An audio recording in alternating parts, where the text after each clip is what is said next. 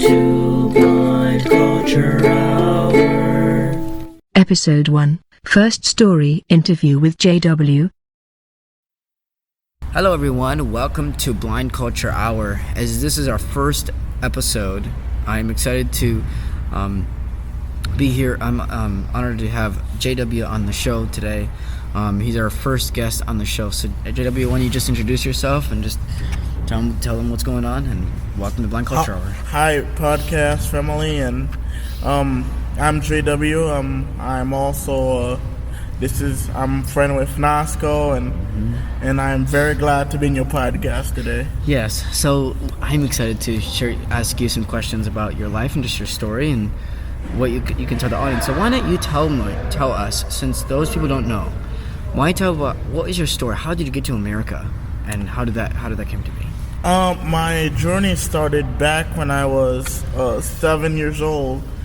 When I met my official mom. I call her Sherry. I started back when I was 7, and my life has been tough. I've been through so many trials, but through God and through how much I've seen Him work, He has provided everything I've needed and more.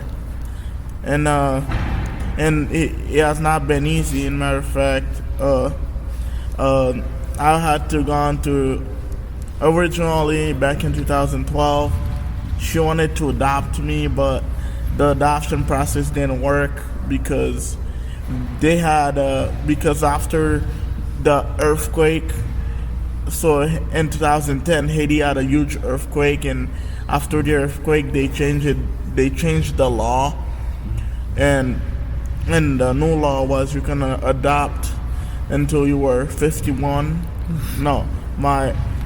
Until you were 50, and my dad already have passed that limit.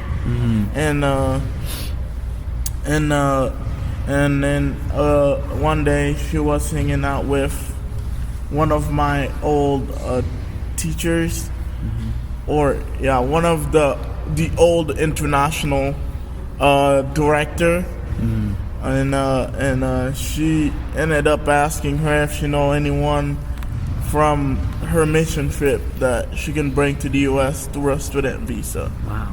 So that's how she mentioned about me, and then it took them 5 years so I can finally come to the U.S. because it was so tough down there, and they had to go through so many hard things to get to where I am today. So let's talk about your life then back home. What was it like? What made it so difficult? My life back home, it was difficult because Haiti's the poorest country in the world, and there was struggle to find food. It was a struggle to find what everybody has here in America. It's way different compared to what Haiti have. Haiti is I really had to learn how to trust God through all of it, because my Haitian family made a huge sacrifice by sending me to His Home for Children, which was a Christian orphanage at the time, and it was for children that don't have families to get adopted by Christian families. So yeah.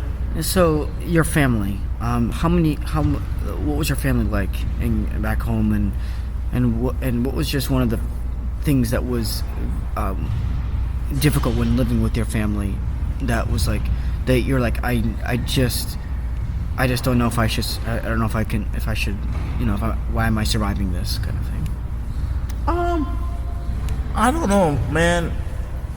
I don't know. Living with my actual family wasn't that difficult, because my family as a whole always they always believe in God, and they always trust God through all of the struggles.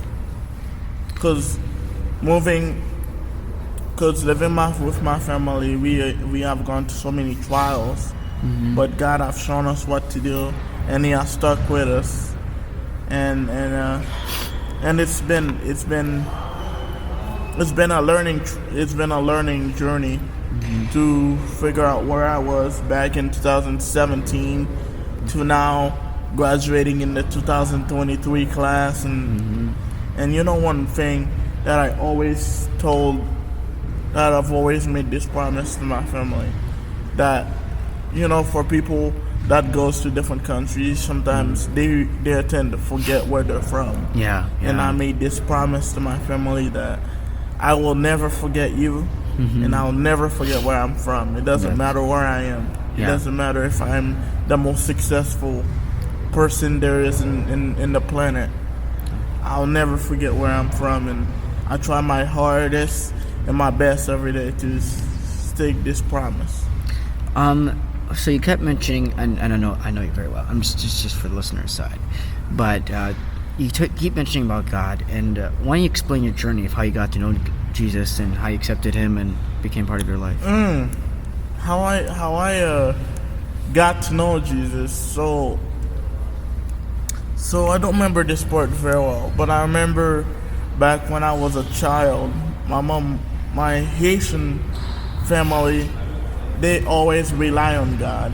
And I remember my Haitian dad, every day, he would play Haitian Christian music to basically help me stay in the track and stay in believing in Jesus.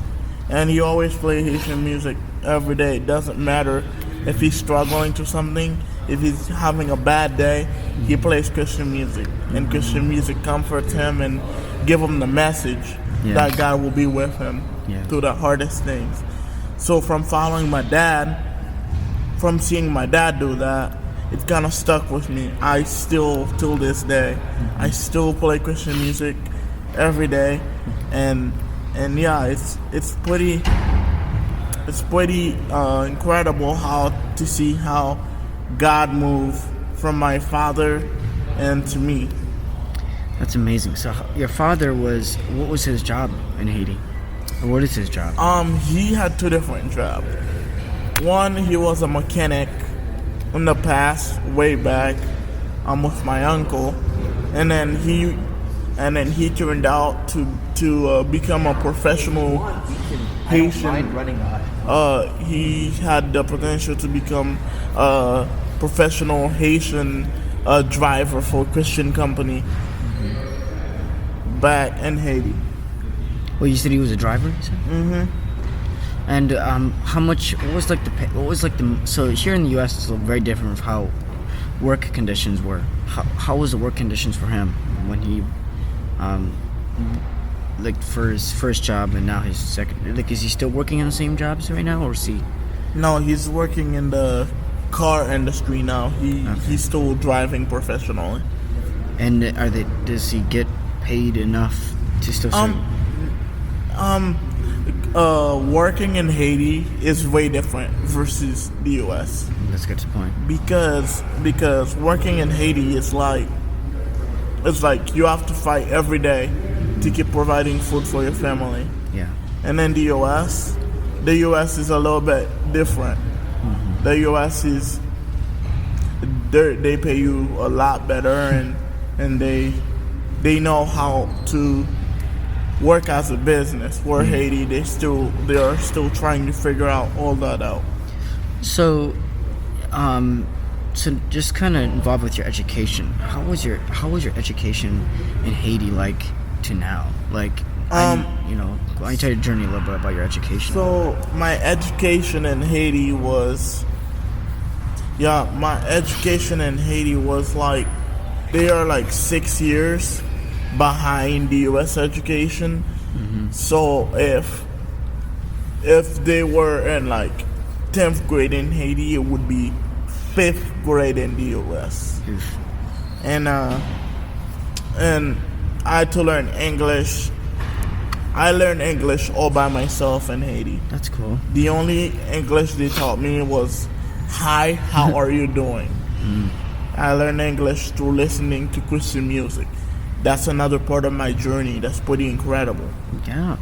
So why don't you explain to listeners about that journey of listening to Christian music? How did it become part of you that you're like, I want to be able to be part of just being part of music? Because I know you were very big in like, I want to sing and I want to do all these things to glorify God through your music. So that's like a different story. Mm-hmm. So that my dad introduced that to me. So one night or one time I was just me and him. We were just singing out, and I haven't told anyone this story, but we were just singing out one day, and then him and my mom actually the last time for my birthday one year, they came up to me and they were like, my mom was like, I had this dream, JW, that one day you are gonna spread the gospel all over the world, not just in America, but I see you putting out music that people will understand the gospel through. So that's how I came fascinating with music, and music have helped me through so many difficult things. And now that you're in the U.S., how do you feel now as you've gone through the journey of going through Haiti, getting adopted, getting used to U.S. life? What have you learned from it, and how do you feel about it now? Sometimes it's still difficult to imagine, to see me having all the success that I'm having, and to look at my family, and I really want to help them, and I really can't. But I've learned something through being in here. Some of my friends from in high school, when I walk into America, I did not expect me to make any friends. Have you ever felt like that, where you go somewhere in the first place, or like, what? Yeah, it's just like, I don't know where I'm gonna be. I don't know what's gonna happen to me. I don't know what friends I'm gonna have. Yeah, I've had those things. Like that's how I felt, and then walking into Northpoint really, really changed my perspective of like, hey, they actually care about you, man. They actually want to help you get through the journey, man. You need to trust them, man. I made some incredible friends, like one of my good friends, Jane Kunis. She's amazing. She's legit. And then many more. My friend Josiah, which is in Ohio right now. Yeah. He's really awesome, and I can name a ton of friends. And then my friend Maya, those people have had a significant impact in my life, and they still do, and they always will. So the first time you met those guys, Jane and all that, what made it feel like, oh, I can be very good friends with them? What made them be part of your, as I say, village, because it's like your, support team, Yeah. So I can, they just, I met all three of them in a time where I was struggling to a lot. I almost was like, I don't know if I should be in America. I want to leave the country. I don't like it right now. I'm frustrated. And they're the one that was like, they're like, dude, we will walk with you through this. I know you're upset. I know you're not happy right now, but we'll walk with you through it. That's encouraging. And then through them, they changed my perspective. And then since that, I realized that they were more than just friends. They were someone that God sent in my path to really help me. Who was your biggest, I would say, fan of you, and the biggest supporter in your life? I'll probably say my mom and my dad. I like that. That would they're probably two of my biggest supporters, even though I don't tell them that all the time. Well, it's good to be honest here. I want you to be honest. Yeah, they're probably two of my biggest supporters. Well, if they listen to this podcast, they'll get to hear what you said. And if you're talking about my regular friends, man, I love every single friends that I got. I relate to all of them, and I love them. I always will, man. They're incredible. Let's talk about your struggle with your faith a little bit, because you've had some struggles, right? I mean, Yeah, during the yeah. time when you were here and know- back in your home country before. You know, everyone that listens to this podcast, what I'm about to tell you is, I'm not telling you I'm perfect, because no one can be. Amen. Yeah. So no one can be perfect. And I'm not telling you that I'm perfect. What I'm trying to tell you is whatever you're going through right now, that you can make it through anything. All you have to do is trust and believe that you can, and keep searching. Yes. Keep searching, whatever it is. For me, it was finding Jesus, and Jesus changed my life, and he stuck with me, and I'm gonna stuck with him. So for me, it was finding Jesus. But whatever that is for you, keep searching. And I want you guys to also know that as you guys are listening to this, I want you guys to be encouraged and just supported by what we present on this podcast, because we're here to tell you that all people here have a story to tell, and that I believe that God can use those stories for his own glory. When you accepted Jesus, when did you get baptized? How long afterwards you were baptized, and how did it feel? And what was the journey? I accepted Jesus in a young age, but it was not easy, because the devil and the evil one was trying to bring me back to him, and I really, really, really had to learn how to not listen to him, and then trust my heart in believing what I've learned from a young age, and get my own faith. I didn't want it to be my parents' faith that they gave me. I wanted to search for my own. Yes. And then accepted. When did I get baptized? I actually got baptized in 2017. Wow, that's not that long. That's awesome.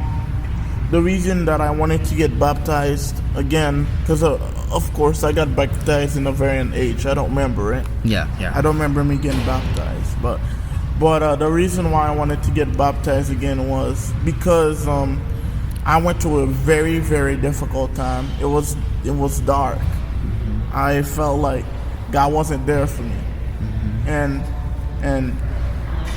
I went to see Matthew S. that one year. You remember? Yes. Yeah, I went to see Matthew S. one year, and my friend died, and it really hit me, and I really realized that I'm not gonna be in this earth for much longer. I wanted to get baptized to tell Jesus that I'm all in, that whatever it is, I'm not gonna look back. I'm not gonna let people tell me what's wrong and what's right, that I'm gonna follow you all the way through. But when I make that commitment, I know that it wasn't gonna be easy. So I have to continue to teach myself how to read my Bible every day. Yeah. What is your life verse that you want to present to the audience? Because that you think was very impactful, that made you like, I'm gonna keep going even if it's tough. Either Joshua 1:9, either Joshua 1:9, I'll be with you. Wait. Do not be afraid. Yeah. Or I'll be with you. Yeah, do not be afraid, for I'll be with you wherever you go. Or Psalm 100 verse 1, shout for joy to all the earth. Shout for joy to the Lord, all the earth. Come before him with joyful songs. That's worship the Lord with gladness. And that's Worship the Lord with gladness. Come before him with joyful songs. Nuts. So those two verses really got me clicking, and they really put me to where I am today. Okay, so let's kind of just go back to something to do with, so your family is a big family, and you guys are able to go to these festivals and things like that for Christian festivals. What was your first concert that you ever went to at a festival, and what was, and now that you've gone to so many of them, what is your most ultimate favorite? Oh man, probably my most favorite concert was probably the first concert that I've ever been to. It was so good that the next morning I didn't want to get out of my bed. I cried. It was me seeing my favorite band of all time, the Newsboys. So yeah, it was my favorite concert I've ever been to, and I went to see, I think, in a Thursday night, and then Friday morning I had school. On the way to school, I just was imagining.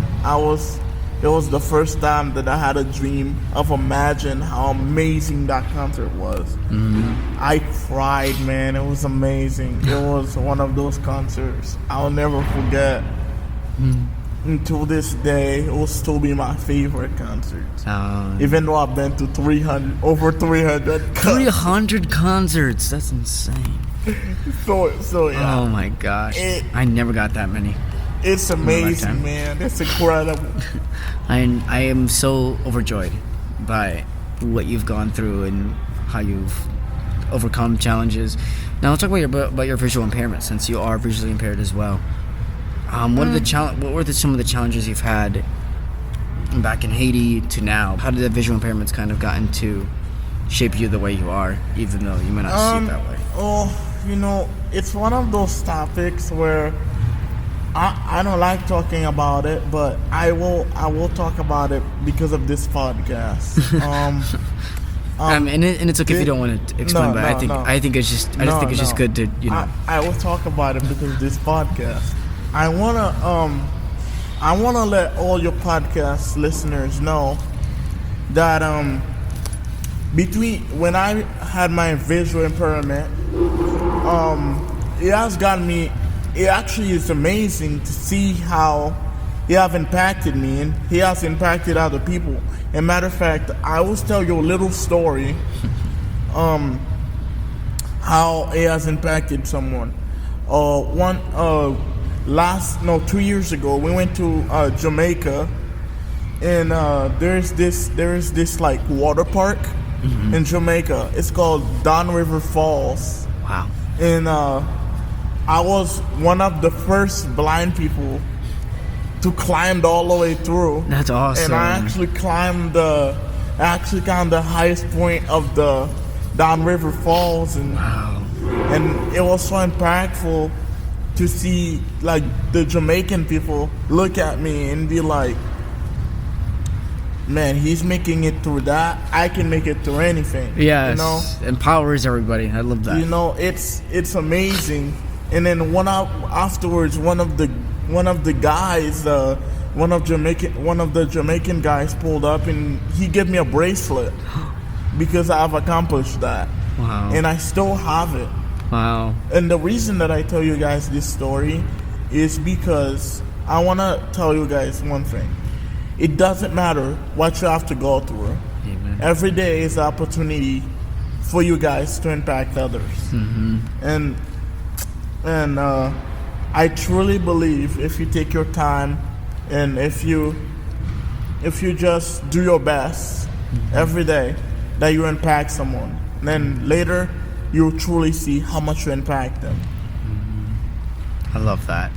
So has there been any, because now that you've been, like when you're in school and everything, how did that work for you back in Haiti with your visual impairment to now, to back in the U.S.? How did that? So when I was back in Haiti, a lot of the class that I have to do, I have to memorize it because I couldn't write or nothing, and I still can't. But I had to figure out ways to memorize some of the assignments, and then to tell the teacher what I've learned that day. And that's how I do all my tests and everything. How did it help you in your own journey of that? I mean, did you get something that was very like, it actually helps me in my lifetime when I tell them what I learned? Yeah, it helps me a ton because it helps me realize that, everyone learns different. Amen. NASCO learns different. I learn different, and everyone.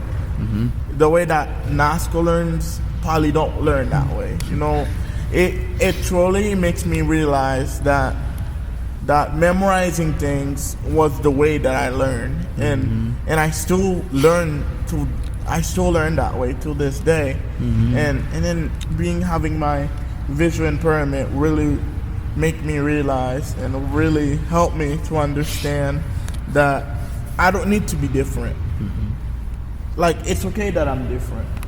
And that really helped me. Again, during that trip, that really helped me think about it's okay for me to be different. Everyone is, as long as you're kind to people, as long as you're listening to people, and as long as you're trying to encourage people. And that's Yes. that's what it means, and it's okay to be different. So I've learned that a lot through this. I also believe that visual impairments God can use for His own benefit, for His own good, and I believe in that totally. Because I'm also a blind person, and I've gotten a lot of things that I don't think I would have done without God's help. I think from my perspective. And what about spiritually? I mean, think about the spiritually. Have you had difficulties where how people say, "I'll see it when I believe it"? Yeah. How does that impact you with your vision impairment, since you don't really have? I mean, you have vision, but it's not very good vision. But how does that make you feel in the spiritual realm? Like, what is your belief like when it comes to that? I think that made my faith stronger, because I don't need to see God. Yeah. He made me see Him through all of the miracles that He's done for me. I don't need to see God. All I need is for me to trust Him every day, and it's not easy. No, it's not. I like that. Well, I believe I'm going to be wrapping up this podcast, but I'm excited that you got to be here today. What is just a couple of things you want to just tell the audience before we go, and just what you want people to take away from all of this? What I want you guys to take away from this is that you can make it through anything and everything. All you have to do is keep trying and keep believing in yourself. And I hope you guys really enjoyed this story, and I really hope you guys really take away something from this. And if you guys have any questions once I release this first podcast, you guys can contact me through Discord and stuff. I'll probably see if I can link it somewhere or my or for a server or different ways of contacting me, or just comment on our podcast. Please do that so we can make this podcast better as our journey begins. So I thank you, JW, for coming. It's been an honor having you on the podcast, and I'm excited to see what God will have in store for you for your next journey ahead. So thank you for coming. Oh yeah. All right, guys, this concludes the Blind Culture Hour, and I'll see you guys next time on the Blind Culture Hour, and God bless to you all. Thank you for listening to Blind Culture Hour. You do not need to see to know someone's story.